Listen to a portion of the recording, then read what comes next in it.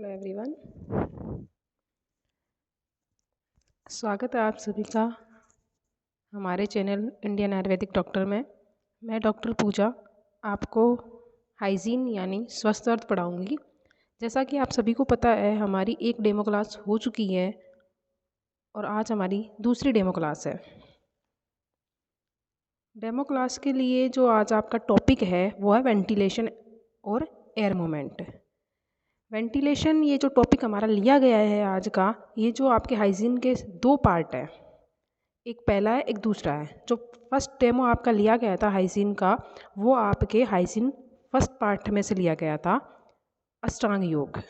और जो आज आपका सेकंड टॉपिक जो लिया गया है डेमो का, वेंटिलेशन, वो आपके हाइजीन का जो सेकंड पेपर होता है उसका टॉपिक है। टॉपिक बीच में से उठाया गया है, इसलिए हो सकता है कुछ टर्म्स आपको अच्छे से क्लियर नहीं हो पाए, बट ऐसा कुछ नहीं होगा। मैं समझाऊंगी अच्छे से और सब कुछ अच्छे से क्लियर होगा आपका। बट जब हम शुरू से शुरू करेंगे, जैसे कि नए साल आने वाला है, नए साल पे हम हाइजीन स्टार्ट करेंगे, तो जब हम स्टार्ट करेंगे तो CCIM के अकॉर्डिंग जितना भी आपका जो भी सिलेबस है उसके पॉइंट टू पॉइंट आपको सभी टॉपिक कवर करवाए जाएंगे, टॉपिक पढ़ाए जाएंगे, उनके रिकॉर्डेड लेक्चर आपको प्रोवाइड करवाए जाएंगे और नोट्स भी आपको दिए जाएंगे। तो शुरू करते हैं आज का हमारा टॉपिक, वेंटिलेशन। ठीक है, वेंटिलेशन क्या होता है? सबसे पहले डेफिनेशन देखते हैं। वेंटिलेशन होता है वायु को प्योर करना, यानी कि इम्प्योर वायु को, इम्प्योर एयर जो होती है उसको प्योर करना। क्या कहलाता है? वेंटिलेशन कहलाता है। तो ओनली इम्प्योर वायु को प्योर करना वेंटिलेशन, किसके साथ में? उसके टेम्परेचर, उसकी ह्यूमिडिटी, उसके मूवमेंट, इन सबको कंट्रोल करते हुए इम्प्योर वायु को प्योर करना वेंटिलेशन कहलाता है। तो वेंटिलेशन के हम मेथड पढ़ेंगे और वेंटिलेशन के लिए स्टैंडर्ड क्या क्या होते हैं, कितना कितना स्पेस एक रूम के लिए चाहिए होता है, क्या क्या क्यूबिक स्पेस चाहिए होता है, वो सब देखेंगे। तो शुरू करते हैं। अंदर की अशुद्ध वायु का बाहर की शुद्ध वायु के साथ एक्सचेंज करना, यानी कि एक रूम की अंदर की वायु, अशुद्ध वायु जो इम्प्योर वायु जो होती है, इम्प्योर एयर जो होती है, उसका बाहर की एनवायरनमेंट की प्योर वायु के साथ में एक्सचेंज करना। Exchange of indoor air with the outdoor air, that is called ventilation. उसके बाद देखते हैं वेंटिलेशन के अंदर, वेंटिलेशन के अंदर क्या होता है, स्टैंडर्ड क्या क्या आते हैं, मतलब वेंटिलेशन के द्वारा हम किस किस को कंट्रोल कर सकते हैं? एयर के टेम्परेचर को, ह्यूमिडिटी को, मूवमेंट को, बॉडी ऑर्डर को, और मतलब कि रूम के अंदर जो ऑर्डर होती है उसको चेंज कर सकते हैं वेंटिलेशन के थ्रू, और बैक्टीरियल वगैरह जो हैं रूम के अंदर जो पॉल्यूटेड हैं उसको हम चेंज कर सकते हैं। इन सबको कंट्रोल कर सकते हैं किसके द्वारा? वेंटिलेशन के द्वारा। अब देखते हैं वेंटिलेशन के लिए जो फर्स्ट हमारा स्टैंडर्ड है वो है, पहला है फ्लोर स्पेस, कि वेंटिलेशन के लिए फ्लोर का स्पेस कितना होना चाहिए, वो देखते हैं। फ्लोर स्पेस जो होता है, रेजिडेंटल जो हाउस होते हैं उनमें एक व्यक्ति के लिए 50 से 100 फीट स्क्वायर का, 100 फीट स्क्वायर का पर पर्सन के लिए कितना एरिया ज़रूरी होता है, इतना एरिया।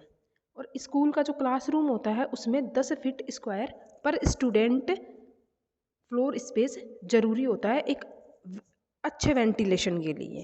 तो हमें एक ही याद करना है, रेजिडेंटल हाउस में कितना एक व्यक्ति के लिए 50 से 100 फीट स्क्वायर का फ्लोर स्पेस ज़रूरी होता है।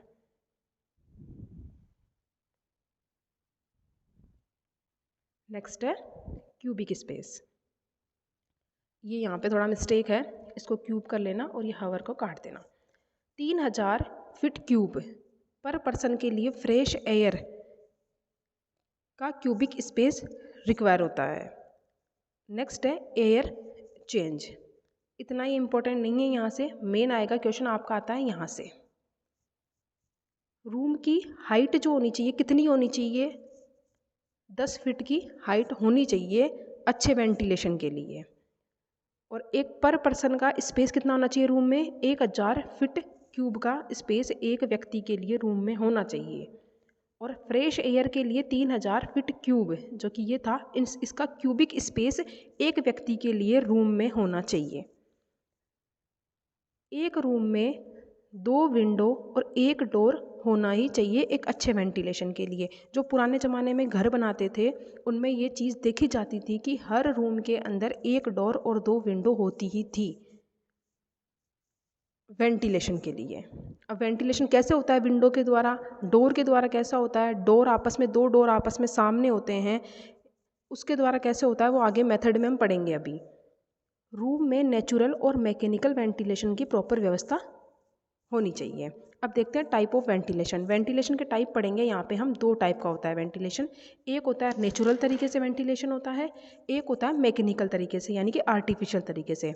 नेचुरल तरीके से जो पहले हुआ करते थे पुराने ज़माने में, अभी भी होते हैं, पुराने ज़माने की बात नहीं है। 3 तरीके से होता है नेचुरल। हवा के द्वारा होता है, नेचुरली हवा के द्वारा होता है। एक डिफ्यूज़न के द्वारा होता है यानी कि विसरण की क्रिया जो पड़ी होगी उच्च सांद्रता से निम्न सांद्रता की ओर, वो डिफ्यूज़न के द्वारा होता है, विसरण के द्वारा होता है वेंटिलेशन। तीसरा होता है इनइक्वलिटी ऑफ टेम्परेचर यानी कि तापमान में असमानता के कारण वेंटिलेशन होता है। फिर हम पढ़ेंगे मैकेनिकल।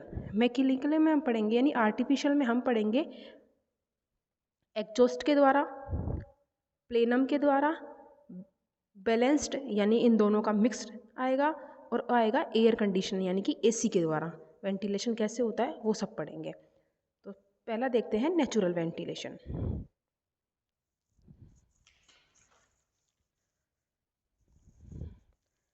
यह वेंटिलेशन का सबसे आसान तरीका होता है और सबसे सस्ता तरीका होता है। छोटे घरों में होता है, ऑफिस जो होते हैं उनमें होता है, स्कूल में होता है। पहले देखते हैं हवा के द्वारा वेंटिलेशन कैसे होता है। बहती द्वारा हवा के द्वारा जो हवा जो होती है उसके द्वारा एक एक्टिव फोर्स लगता है, जिसके द्वारा खुद से ही क्या होता है, वेंटिलेशन होता है। हवा के द्वारा स्वतः वेंटिलेशन होता है। आइडियल वेंटिलेशन के लिए क्या होना चाहिए? देखा भी होगा कई घर जो होते हैं उनकी डिज़ाइन इसी तरह से होती है कि डोर के सामने डोर होते हैं, विंडो के सामने विंडो होती है।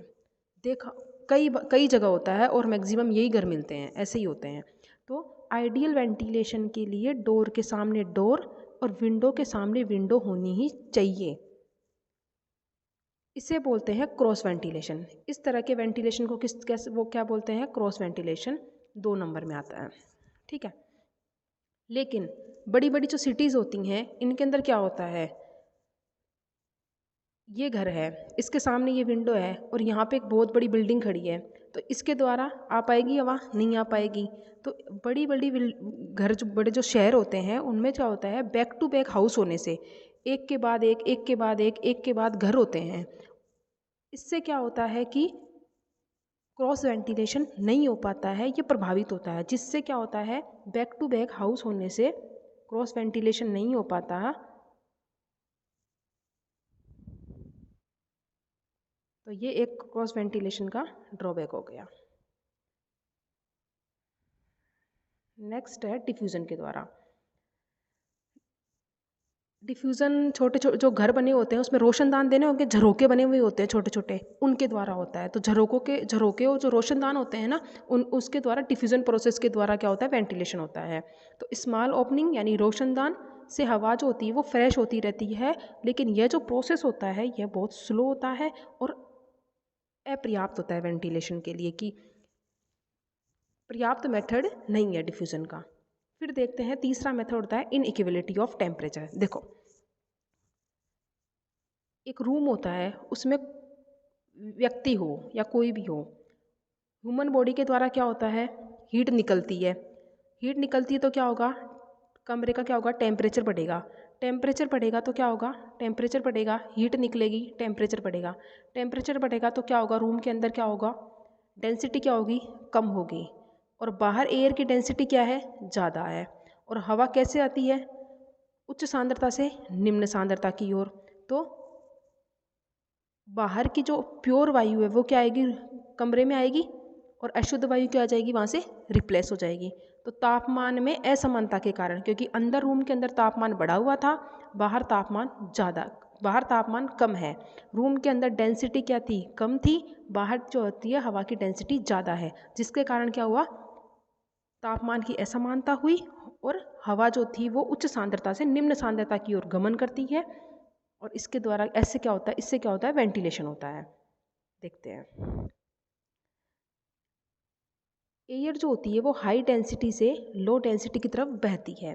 तो रूम के अंदर या इनडोर टेम्परेचर बढ़ने से, टेम्परेचर बढ़ता कैसे है, ह्यूमन बॉडी से हीट निकलने के कारण टेम्परेचर बढ़ता है, जिससे क्या होता है, वहाँ का घनत्व कम हो जाता है। तो रूम का या फिर इनडोर का घनत्व यानी डेंसिटी हो गई कम, तथा यह गर्म वायु क्या करती है, ऊपर उठती है, ऊपर उठ के बाहर निकलती है, जिससे बाहर की जो ठंडी वायु है, जो अधिक घनत्व वाली है, अधिक डेंसिटी वाली है, जिसका टेम्परेचर कम है, वो क्या करती है, वायु कम घनत्व की ओर यानी कि रूम के अंदर क्या करती है, विंडो से या फिर डोर के थ्रू क्या करती है, एंटर कर जाती है और वहाँ पे वेंटिलेशन हो जाता है।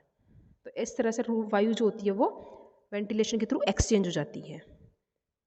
तो इसका बेनिफिट क्या है, इसके बेनिफिट है कि ये चीप और नेचुरल मेथड है, लेकिन इसका ड्रॉबैक क्या है, नेचुरल वेंटिलेशन का ड्रॉबैक यह है कि बाहर से आने वाली वायु जो है उसका टेम्परेचर कैसा है हम उसे चेंज नहीं कर सकते, उसकी वेलोसिटी कैसी है, बहुत तेज़ हवा के साथ आ रही है या बहुत स्लो आ रही है, इसको हम नहीं चेंज कर सकते, उसके टेम्परेचर को चेंज नहीं कर सकते, उसकी ह्यूमिडिटी को चेंज नहीं कर सकते, इन सबको हम रेगुलेट नहीं कर सकते।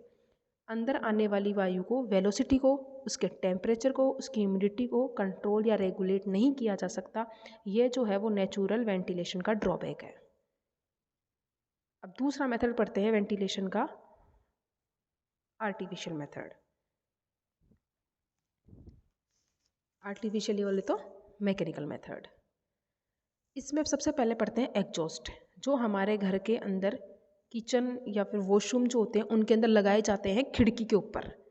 वो तो प्लेनम में और एग्जॉस्ट में एक डिफरेंस है, क्या है, एग्जॉस्ट जो होता है उसकी जो पंखुड़ियाँ होती हैं, पंखे जो होते हैं वो बाहर की तरफ होते हैं। जब दीवार पे एग्जॉस्ट को फिट किया जाता है तो उसकी पंखुड़ियाँ बाहर की तरफ की जाती हैं, लेकिन प्लेनम जो होता है वो सीलिंग पे लगाया जाता है, या उसकी जो पंखुड़ियाँ होती हैं वो रूम की तरफ होती है, अंदर होती है कमरे के। ठीक है, तो ये थोड़ा ये दोनों जो है ये दोनों अपोजिट चलते हैं, सॉरी। ये इलेक्ट्रिसिटी से चलाए जाने वाले एग्जॉस्ट दीवार पर ऊपरी साइड में लगाए जाते हैं। इससे रूम की अशुद्ध वायु को बाहर निकाला जाता है। जब इलेक्ट्रिसिटी से चलाया जाता है इसको, और रूम की अशुद्ध वायु को बाहर निकाला जाता है।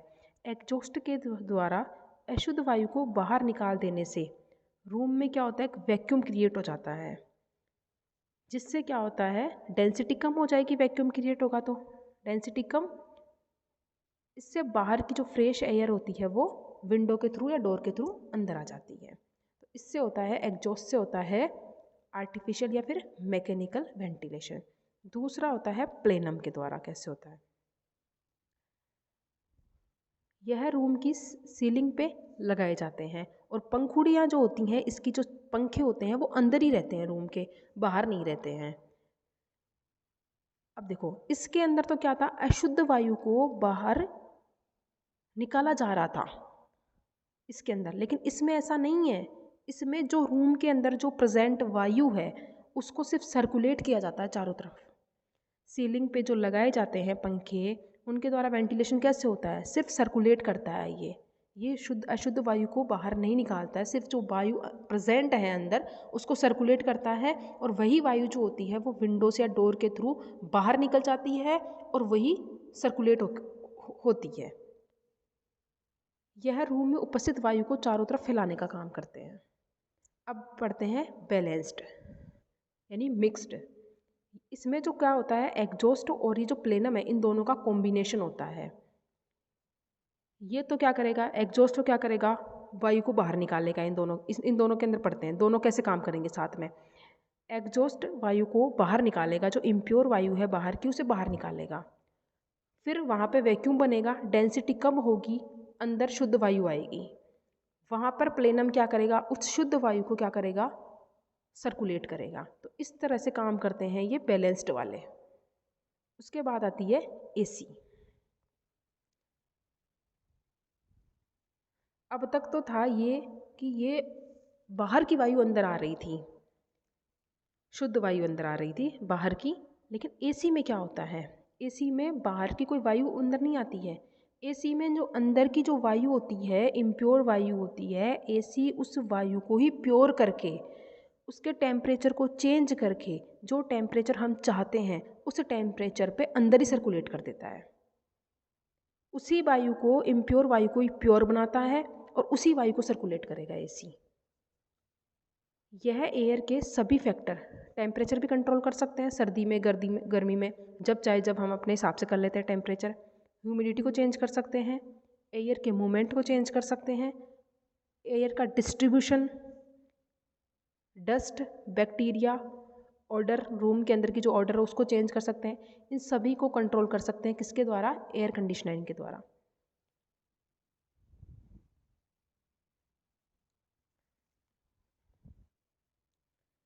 एसी कहाँ होता है, लार्ज इंस्टीट्यूशन में होता है, हॉस्पिटल में होता है, इंडस्ट्रीज जो होती हैं, हाउस जो होता है उनके अंदर लगे हुए होते हैं। यह रूम की एयर को ही फिल्टर करता है, रूम की ही एयर को फिल्टर करता है, ठीक है। एक्सेस ह्यूमिडिटी जो होती है उसको बाहर निकाल देता है रूम के, तथा रूम की हवा को ही वापस से फ्रेश एयर के साथ मिक्स करके रूम में सर्कुलेट करता है। रूम की ही एयर को फ्रेश एयर के साथ मिक्स करेगा और वापस से अंदर सर्कुलेट करेगा, वो होता है एसी। यह रूम की एयर को फ्रेश एयर के साथ गर्म या ठंडा जिस टेम्परेचर में हम चाहते हैं उस टेम्परेचर पे हमें सर्कुलेट करता है। बेनिफिट देखते हैं इसका। फिजिकल और केमिकल कंडीशन को कंट्रोल कर सकते हैं। हम चाहते हैं हमें गर्मी चाहिए तो हम गर्मी ला सकते हैं हमारे लिए, हम चाहिए कि हमें गर्मियों में ही ठंड चाहिए तो वो मौसम भी आ सकता है। ड्रॉबैक क्या है, कॉस्टली होता है और सडन चेंज होता है एनवायरनमेंट में, कि हम गर्मियों में भी बहुत ज़्यादा कम टेम्परेचर पे चलाते हैं, ठंड लगने लग जाती है, और सर्दियों में भी हम टेम्परेचर बढ़ा देते हैं तो हमें गर्मी लग जाती है। तो उससे क्या होता है, एनवायरनमेंट से बीमारियां होती हैं। जब भी हम बाहर जाते हैं तो हम उस एनवायरनमेंट के संपर्क में जब आते हैं तो हम खुद को मेंटेन नहीं कर पाते हैं। तभी तो बोलते हैं जो लोग एसी में ज़्यादा रहते हैं उनको बीमारियां ज़्यादा होती हैं, जब वो बाहर निकलते हैं, नेचर के साथ संपर्क में आते हैं तब। तो उससे क्या होता है, ये इसका क्या होता है, एक ड्रॉबैक होता है। नेक्स्ट है ग्लोबल वार्मिंग, पढ़ते हैं। ग्लोबल वार्मिंग में कितनी गैस होती हैं, 4 गैस होती हैं। ये आज तक आप सबने पढ़ा है। पहले नॉर्मल सी बात करते हैं, कौन कौन सी, CO2, CHO4, N2O और क्लोरोफ्लोरोकार्बन। ये 4 गैस होती हैं जो ग्रीन हाउस गैस कहलाती हैं। ये 4 गैस ग्रीन हाउस की तरह, ग्लास की तरह काम करती हैं। ग्रीन हाउस इफेक्ट होता क्या है, ग्रीन हाउस इफेक्ट ये होता है कि पृथ्वी से जो पर्याप्त मात्रा में हीट तो आने देती हैं, लेकिन पृथ्वी से जो बाहर जा रही हैं, जो हीट वापस जाती है बाहर, उसको जाने से रोकती हैं। इसलिए ये क्या होती है, ग्रीन हाउस ग्लास की तरह काम करती हैं। इससे क्या होता है, टेम्परेचर जो होता है ग्रीन हाउस इफेक्ट से अर्थ का जो टेम्परेचर होता है वो मेंटेन रहता है, और ये लाइफ जो पेड़ पौधे जो होते हैं इनकी लाइफ के लिए ज़रूरी भी होता है। लेकिन ज़्यादा मात्रा में जो ये ईंधन वगैरह हम जलाते हैं उनकी वजह से क्या हो रहा है, ओजोन लेयर जो हो रही है उसका डिप्लीकेशन हो रहा है, जिसके कारण क्या हो रहा है, ज़्यादा मात्रा में हीट आती है ऊपर से, सूर्य की ज़्यादा मात्रा में हीट आती है। उस हीट को क्या करता है, ओजोन लेयर तो क्या हो रही है, कम हो रही है, जिससे ओजोन लेयर की मोटाई कम हो रही है। तो जिससे ज़्यादा मात्रा में हीट आएगी तो टेम्परेचर ज़्यादा बढ़ेगा, टेम्परेचर ज़्यादा बढ़ेगा तो क्या होगा, ग्लोबल वार्मिंग हो रही है। टेम्परेचर बढ़ेगा, उसे बोलते हैं ग्लोबल वार्मिंग। ठीक है, अब पढ़ते हैं हम इसको, ग्लोबल वार्मिंग को। CO2, CHO4, N2O और क्लोरोफ्लोरोकार्बन, ये 4 गैसें ग्रीन हाउस गैसेस कहलाती हैं। 2 नंबर में क्वेश्चन आता है, ग्रीन हाउस गैसेस कौन सी होती हैं। ये ग्रीन हाउस के ग्लास की तरह काम करती हैं, इसलिए इन गैसेस को क्या बोलते हैं, ग्रीन हाउस गैसेस कहते हैं। ये क्या करती हैं, सूर्य से पृथ्वी पर पर्याप्त मात्रा में हीट को आने तो देती हैं, बट पृथ्वी से बाहर की ओर इस हीट को जाने से रोकती हैं। यह ग्रीन हाउस के ग्लास की तरह काम करती है, इसलिए इनको ग्रीन हाउस गैसेस कहते हैं। ग्रीन हाउस गैसेस G3, ठीक है, GH। यह ग्रीन हाउस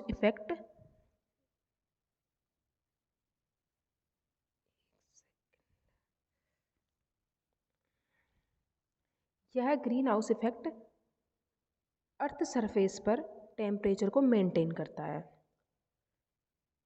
जो कि सबके लिए ज़रूरी है। लाइफ के लिए क्या होता है, ज़रूरी होता है, चाहे वो इंसान हो, चाहे जानवर हो, चाहे पेड़ पौधे हो, सबके लिए क्या होता है, ये ज़रूरी होता है। लेकिन ज़्यादा मात्रा में जो फ्यूल का उपयोग अपन करते हैं, उसकी वजह से ग्रीन हाउस गैसेस जो हो रही हैं वो बढ़ती हैं, जिससे ग्रीन हाउस गैसेस भी बढ़ रही हैं। दूसरा क्या हो रहा है, ओजोन लेयर का डिप्लीकेशन हो रहा है, जिससे क्या हो रहा है, ज़्यादा मात्रा में हीट आ रही है। ग्रीन हाउस गैसेस बढ़ रही हैं, ग्रीन हाउस गैसेस बढ़ेगी तो जो जानी चाहिए थी बाहर की ओर, उतनी कम मात्रा में जा पाएंगी, क्योंकि ये क्या करेंगी, इनको रोक देंगी। ग्रीन हाउस बढ़ी हुई तो पृथ्वी का टेम्परेचर अल्टीमेटली दोनों के कारण क्या होता है, बढ़ता है। ग्रीन हाउस गैसेस बढ़ने के कारण भी पृथ्वी का टेम्परेचर बढ़ रहा है, ओजोन लेयर में डिप्लीकेशन के कारण भी पृथ्वी का टेम्परेचर बढ़ रहा है। तो इन दोनों ही कारणों की वजह से पृथ्वी का टेम्परेचर क्या हो रहा है, अर्थ का टेम्परेचर बढ़ रहा है। इससे क्या हो रहा है, टेम्परेचर बढ़ने से क्या क्या होता है, टेम्परेचर बढ़ने से हो रहा है, जो ग्लेशियर होते हैं, हिमाचल जो होते हैं, ग्लेशियर जो होते हैं, आइसलैंड होते हैं, वो पिघल रहे हैं, जिससे प्राकृतिक आपदाएं, बाढ़ हैं, रेन स्टॉर्म, साइक्लोन जो हो रहे हैं, ये बढ़ रहे हैं। एसिड रेन हो रही है, फॉरेस्ट जो हो रहे हैं वो क्या हो रहे हैं, डिस्ट्रॉय हो रहे हैं, मृदा का अपघटन हो रहा है। ये सब पढ़ेंगे आगे। इन सब के कारण किसके कारण हो रहे हैं, ये सब हो रहे हैं किसके कारण, ग्लोबल वार्मिंग के कारण। और ग्लोबल वार्मिंग क्यों हो रही है, मानवीय संसाधनों का ज़्यादा मात्रा में उपयोग करने के कारण। ज़्यादा मात्रा में फ्यूल को उपयोग करने से ग्रीन हाउस गैसेस बढ़ती हैं, ओजोन लेयर का डिप्लीकेशन भी हो रहा है, जिसके कारण अर्थ का, दोनों कारणों से अर्थ का लगातार टेम्परेचर बढ़ रहा है। इम्पोर्टेंट है, ग्लोबल वार्मिंग आती है एग्जाम में। इससे यह इफेक्ट क्या कहलाता है, ग्लोबल वार्मिंग इफेक्ट कहलाता है। पिछले 8000 सालों में पृथ्वी का सतह का टेम्परेचर कितना बढ़ा है, 1 डिग्री बढ़ा है, यानी कि 50 डिग्री है, 50 डिग्री सेल्सियस है प्रेजेंट में इसका टेम्परेचर। यह 2025 तक 2.5 डिग्री सेल्सियस और 3000 जब हो जाएंगे उससे ज़्यादा हो सकता है। बढ़ने की दर बताइए। ये इफेक्ट क्या हो रहे हैं ग्लोबल वार्मिंग के, वो देखते हैं। ग्लोबल वार्मिंग के कारण क्या हो रहा है, एसिड रेन हो रही है। एसिड रेन के कारण क्या क्या हो रहा है, फॉरेस्ट का मतलब डिस्टोरेशन ऑफ क्रॉप्स, फसल जो हो रही है वो नष्ट हो रही है। बिन मौसमी बरसात हो जाती है, जो किसान की जो फसलें हो रही हैं वो नष्ट हो रही हैं। एसिड रेन की वजह से घर की जो छत हो रही हैं, कपड़े होते हैं, इन सब का क्या हो रहा है, नुकसान हो रहा है। डिफॉरेस्टिएशन हो रहा है, जंगल जो हो रहे हैं वो नष्ट हो रहे हैं।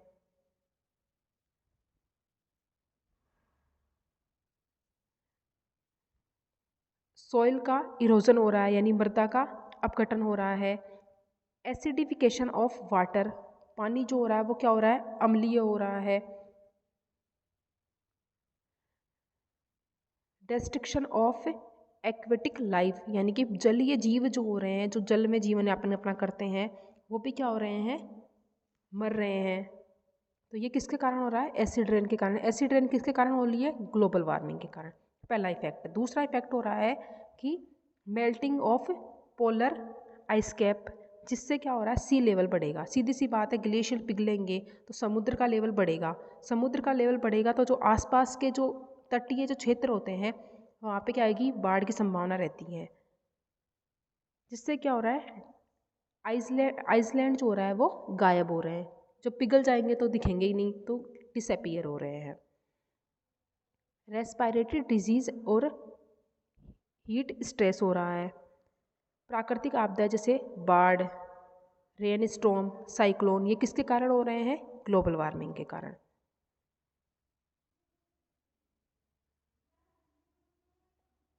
नेक्स्ट है समुद्री कोरल समुद्री कोरल रीफ जो होते हैं वो नष्ट हो रहे हैं। इन सब के नष्ट होने से जलीय जीवन जो हो रहा है वो प्रभावित हो रहा है।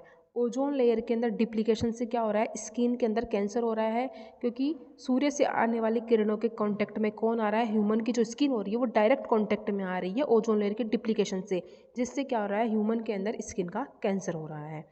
अब देखते हैं इसके रोकथाम के उपाय क्या क्या हैं। रोकथाम करने के लिए क्या क्या करेंगे। पहला, एनर्जी के अल्टरनेट सोर्स जैसे इलेक्ट्रिक कार चलाएंगे। फ्यूल को कम करना है, फ्यूल जलाना ही नहीं है।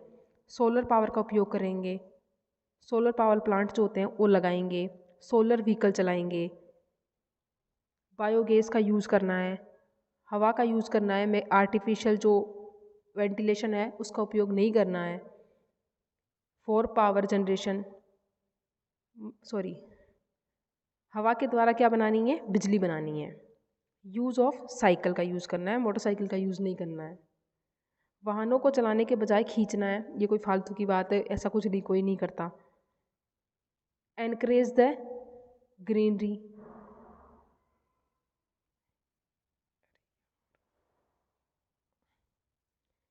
हरियाली लानी है, यानी पेड़ पौधे लगाने हैं। प्लास्टिक बैग्स जो होते हैं उनको अवॉइड करना है। रिवर पोल्यूशन और माउंटेन को क्या करना है, सेव करना है। और ईमेल के पेपर पे लिखने के बजाय ईमेल ज़्यादा करनी है, यानी कि पेपर्स को सेव करना है। तो ये थी आज आपकी सेकंड डेमो क्लास। शुरू करते हैं नए साल पे आपकी क्लास रेगुलर। आज के लिए धन्यवाद।